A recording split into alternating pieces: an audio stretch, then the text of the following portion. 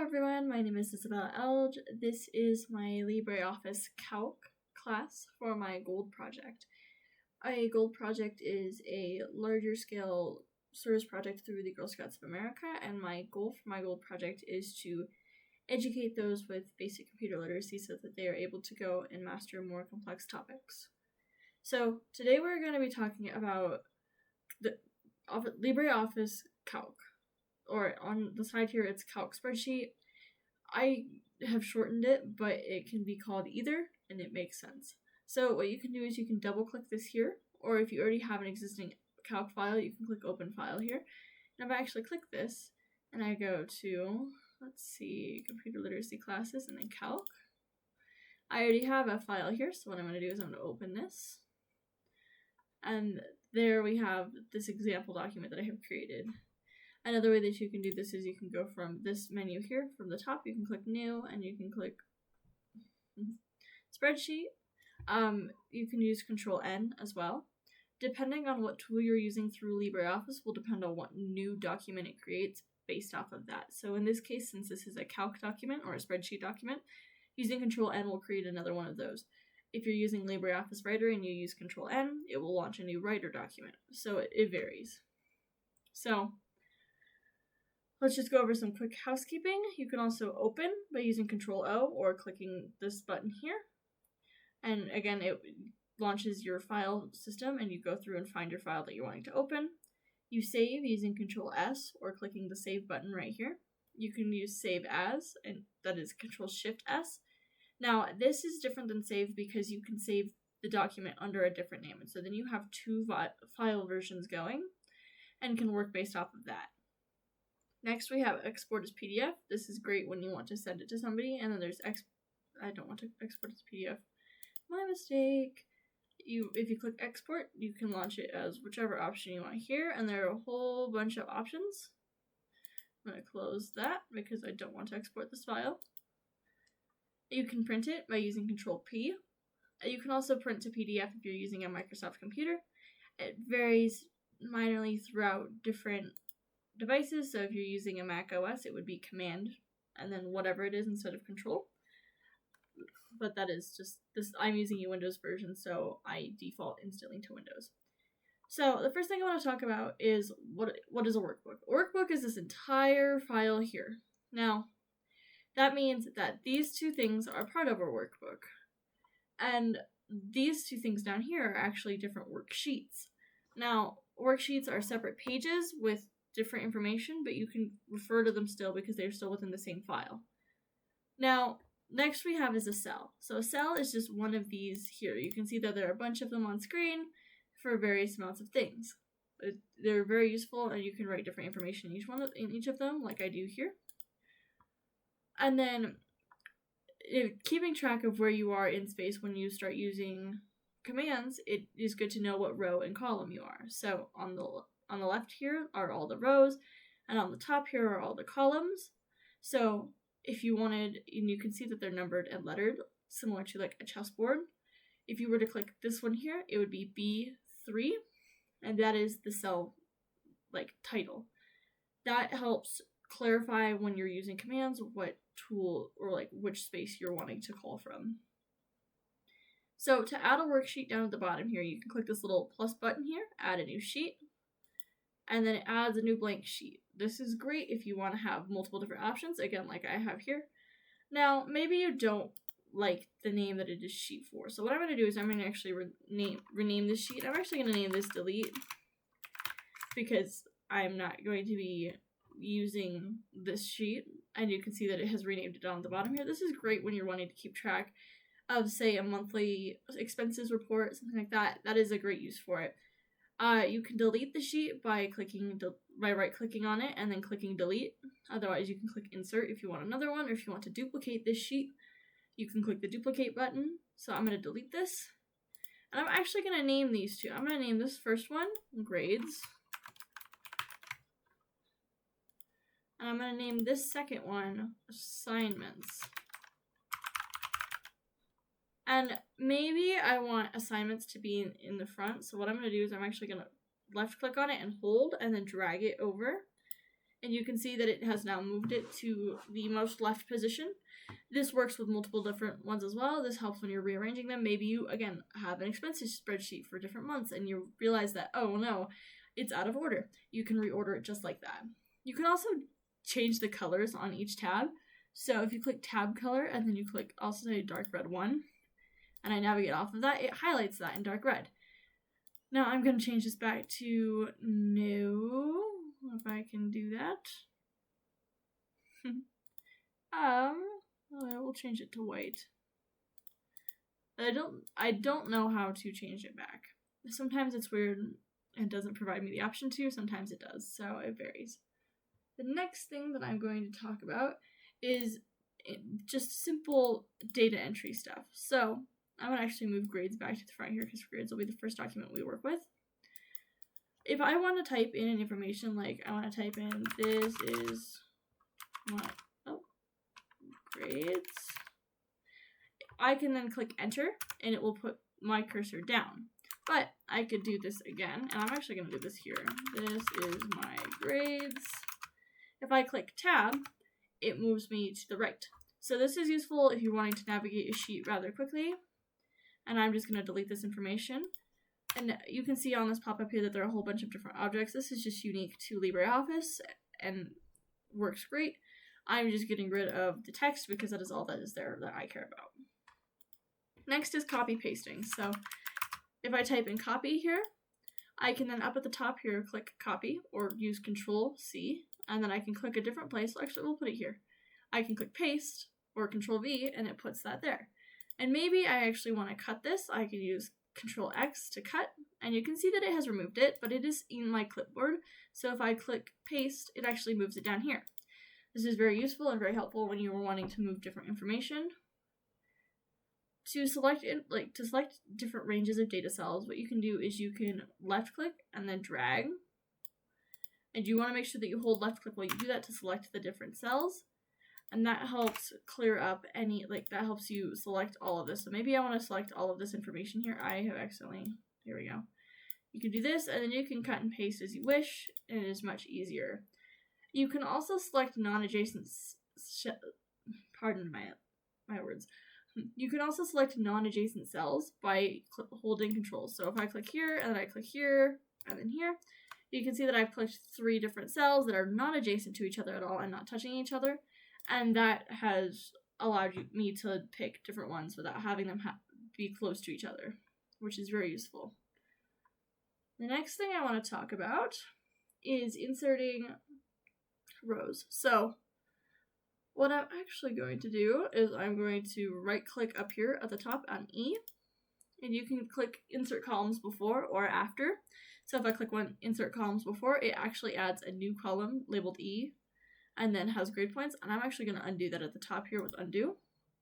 And then if you click insert columns after, you can't really tell that it's changed anything because it's blank, but there is information there, and you can just undo that again and we're back to normal. Now you can do the same thing with rows, where you click insert rows above, and you can see that there's now a new row, or you can insert row below, and now there's another row there. Again, I'm going to undo both of those because I don't want those there, but they are still useful. The other thing I want to talk about is resizing columns and rows. Now, I'm not so much going to be talking about resizing rows because that typically you don't need to resize them, and if you do, I will walk you through, but it is more prevalent for columns. As you can see, I have topics here and they are getting cut off. So what I'm actually going to do is I'm going to select all of the thing up here, all of the sheet, and what I'm actually, what I did is I clicked this little rectangle here, and then you can rectangle, or you can click this, and I believe, my mistake, apparently it's only for the rows. So I'm going to select my rows, and then I'm going to click optimal width, and it automatically sets that, and I'm just going to click OK, and then it changes everything to what its optimal width is, and you can see that now Psychology 101 and basket weaving aren't being cut off, and that there is not nearly as much space for credits and for grades because they don't need the excess space. Alrighty, so now I'm going to go into number formatting. I'm actually going to make a new sheet for this, just as an example sheet. I'm going to rename this to example sheet. Now, there are so many things that you can do with LibreOffice Calc. And the first thing I want to show is if I type in a 1 here, if I type in an A here, and then I'll type in today's date, which is 7/19. If I could type, that would be lovely. 1926. And you can see that it automatically changes that format to add a 0 to the month. That is just a standard format thing. What you can do is actually, if we click on the 1, there's a little plus that you can have if you hover over the bottom right corner. And you can drag down and it extends that. And it works with letters. So if we see, oh, maybe not. Maybe this, okay, it only copies text. My mistake. On Excel, which is Microsoft's version of this, it will make more of the letters in that following concurrence. And you can also do dates if you drag this down, and you can see that it's made different dates. And actually, if we do type in Monday, and then hold plus, and drag down, it adds a whole bunch of different days. So this is very great. This is a great way to make a calendar. Just be sure that you start your dates on the right time because it can be picky. I'm going to clear this information from here. Let's see. I'm also going to touch on number formats. So I'll put one back up at the top here, and I'm actually going to zoom in so that it's easier to see. What I'm going to do is that there's this button here, and there are a whole bunch of buttons up in the ribbon here, but the first one I want to talk about is format as currency. Now, if I click USD, it actually makes it $1. Now, this works great for a bunch of other currencies as well, so maybe I want it to be here. Let me see if I can find what I want. JPY. If I want it to be 1 Japanese yen, it will pull that up like that and add that currency. Now, oh, my mistake. What you can do is you can look through, and again, you saw that I swiped through a bunch of options or scrolled through a bunch of options, and that's just because there are so many different choices. It's truly, like, there are so many options when it comes to this. And I believe, I thought, there used to be a Japanese yen option up at the top here, but maybe, I think they have gotten rid of it now. So, now you just have to go through and it will add whichever currency you may have. Now, this is great if you're trying to convert currencies, because you could use 1 and then this unit, and then convert it with the multiplication conversion rate for the next currency and get that like 1 JPY in USD. It is very helpful and amazing. Now, you can also add in here, I'll add another 1 here. You can also turn this into a percentage if you click this percent button. Or you can use Control-Shift-5. I usually just go up to the top here and click percent, and it formats it like this. Now, you can also, if I click 1 again, I know that there's a lot of 1s on the screen now, you can format as a number, and then it adds 2 decimal points after, because it is usually what you're working with. And you can always add a decimal point, or add a decimal place by clicking this button up at the top here, or you can take away a decimal place by clicking this button here. This is great if you're wanting to select only, like, a certain amount of decimal places before it becomes irrelevant, like we said, or like I said before. Maybe you're converting currencies and you want it to be only to 2 decimal places. This is a great way to do that. Now, you can also change the date format, and if I'm going to type in a date here. If I click format as date, it actually changes it to this. Now, this makes no sense to humans, but the computer reads dates like this because this is how many days from, I believe it is January 1st, 1990. This is how the Excel sheet, or how, in this case, LibreOffice Calc reads the date. And so it is very helpful to know that that's how it thinks of a date, because that's how it converts it in its mind. And that helps you understand more when you're working with different dates and such. Let's see. So now I'm just going to leave those numbers there. I'm going to say, hello, this is a test. And you can see that this is a beautiful, beautiful, just basic block of text. Now what you can do is you can click this drop down here and you can change whatever font type you want. So in this case, I'm going to type in Times New Roman because that is my favorite font. And there we go. Now it is in Times New Roman. You can also change the size with this little drop down here. If you click this drop down and then you click, we'll say 14-point font, it makes this larger. And it is, again, a nice formatting thing. You can also color the text using this button here. And let's say I want it to be light red. You can see that it highlights it into light red and changes that font color. I'm going to change it back to black. But you can also change the background color as well to be, we'll say indigo. And you can see here, if I extend this cell, you can see that that makes it perfect and highlights the entirety of the cell. You just have to be sure that your text fits that cell. Now, what you can also do, and I'm actually going to change this back to no fill because that makes life easier. You can also bold text. So to do that, you click B, or this B up at the top here, or you use Control B, and then it has bolded it. This is great for headers. And to unbold it, you can use Control B, or you can click this button again, and it unbolds it. Same thing for italicize, which is Control I. Click it, and then it italicizes it, and then you can use Control I, or click this again to unitalicize it. And then there's underline, which underlines the text if you click it, or if you use Control U, and then if you click it again, it removes that. Now, LibreOffice is fantastic because it has this little drop down here that you can change your underlines to whatever you want it to be. So maybe I want it to be dashed. It changes it to that. And that is a very handy thing that most other processors don't use, which is truly sad because it has so much functionality and introduces a lot more customization. Now, you can see right now that there are faint lines on screen. That's because these are borders. And if I wanted to, I can actually go into, I believe it is Format. Watch me be incorrect here.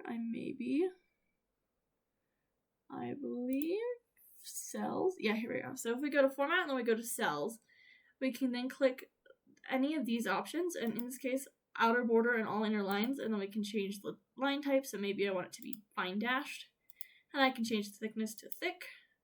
And then click OK. It actually changes the formatting for those borders here.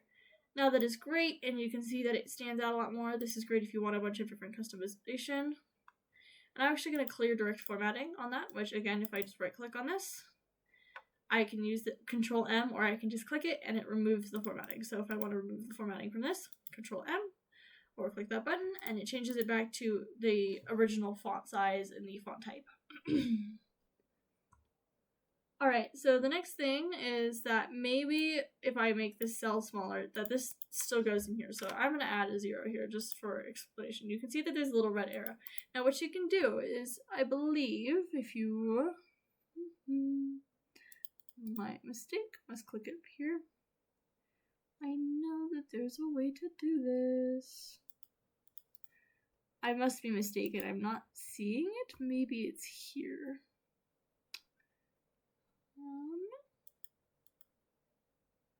Okay, so what you want to do is you want to go to Format Cells again, either by clicking Format and then Cells, or right-clicking on this. And then you want to click Wrap Text Automatically, and then click OK.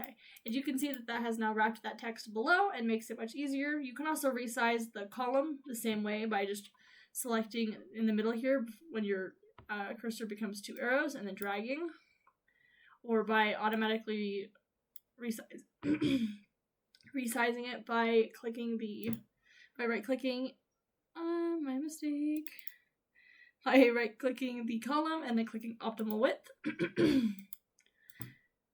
And you can see that it has readjusted that because of its ability to, because it's going based off of the first thing, so you want to resize it based off of that. So sorry. Alright, the next thing that we are going to do is we are going to go back to our main sheet. So what I'm going to do is I'm going to delete example sheet by clicking the delete button. Yes. And we're going to go to grades.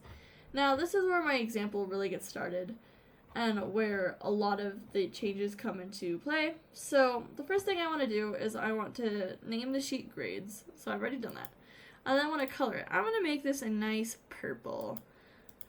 And we can see that if I click off of that, it's into grades and it's beautiful. So now we have this header row. I want to actually bold this text, so I'm going to use Control B.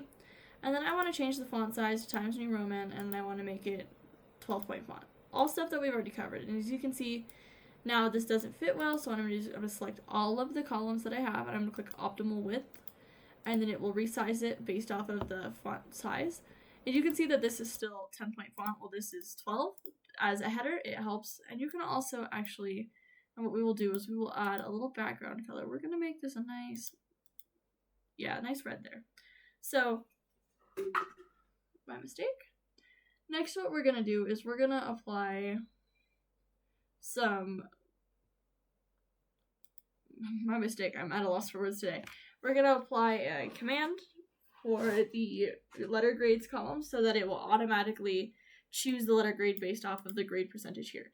Now, I do not want to type this out by hand, and I already have a pre-written example here. So what I'm going to do is I'm going to just copy paste this in.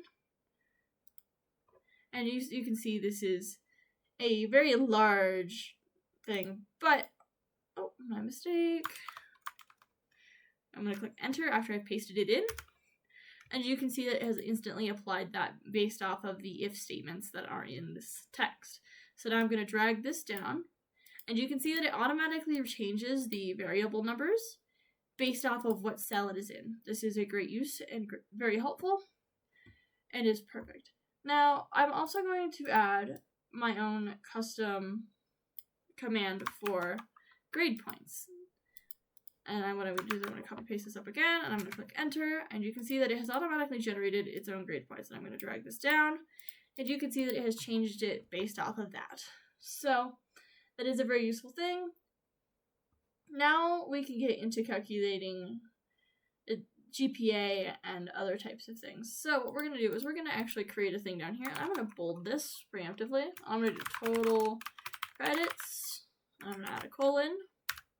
I'm going to do GPA. I'm going to do colon. And now we can do two different commands. So what we're going to do is we're going to type and enter. And then you can see that there's this little button up at the top here that has a whole bunch of options. So what I'm going to do is I'm going to click sum, and then what I'm going to do is I'm going to select all of these, and that will count how many credits there are that you can get per class. Now, you can see that it has automatically selected B2 through B7 after I've highlighted it. That is exactly what we want. I'm going to click tab, and you can see that it has automatically counted that to 19. Now, GPA is going to be a little bit different. Now, what we're going to do is we're going to click enter, and then we're going to click this button up here, and we're going to click sum product. Now, what we want is we want B2 through B7, so that's these. And then we want to add a comma. And we want to add E2 through E7. And then we want to go on the, oh, my mistake. Awesome. So what we want to do is we want to divide that. So I'm actually going to add a slash here to signal division. And then we're going to type in sum. And we're going to grab the B2 through B7, because that's the sum that we want. And I need parentheses here because otherwise I don't think this will be successful. And you can see that that is the GPA that has now been assigned. Now, this is a very large number. And what I'm going to do is I'm actually going to get rid of... And you can see that this is completely broken because of the fact that if I extend this, you can see that this number is very large. So what I'm going to do is I'm actually going to reduce the decimal points all the way down until 5.8. And then I'm going to resize this to what I think is a reasonable size. And there you can see you have your GPA calculated. This is a great way to do any sort of numeric process on a sheet, and it helps you keep track of things. Again, if you're doing a budget sheet, and that's usually what I use sheets for, this is a great tool. So now the next thing that I want to do is I want to click these cells. I'm actually going to click this button up at the top. Goodness gracious, it's so far. This button that says conditional. And I'm actually going to click conditional and then less than. And if anything is less than, we'll say 70, because that is a C grade. We can apply the error option and then click OK. And you can see that it highlights that. Now, it doesn't highlight the entire row, but it does highlight this and makes it more standoutable. As you can see on the side, one row that is. You can also click this. So like if we go based off of column D and we click, I believe, sort, extend selection, it reorganizes things based off of the highest and the lowest grade. And if you want, you can do this again by Z to A, extend selection. And you always want to make sure that you extend selection, because if you don't, it will sort only the D category, aka all of the letter grades, and it will leave all of the rest of the stuff differently. So math won't have a D, it would have an A if we only sorted by the original format. So that is very important. So now we're going to do, is we are going to quickly go through,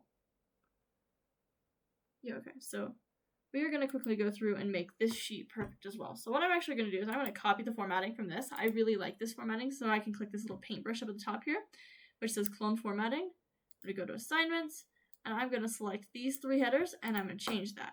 And there we go, we're good. And I'm going to select these 3 as well. And I'm going to click optimal width and click OK, and it resizes everything perfectly. Now, I also want to sort this. So again, what we can do is we can sort by ascending and extend the selection. And you can see that it's already in order based off of date. So what I'm actually going to do is I'm going to sort by descending and click extend selection. Now you can see that the later stuff is sorted on top, and then the other stuff is sorted below. This is a great way to keep track of stuff and track your assignments. This is another tool that I use largely within Sheets. That is all I have for this class. Thank you so much for listening in. If you have any questions, please feel free to leave a comment. This is for my goal project, and my goal is to educate. So thank you all for watching. Have a good day.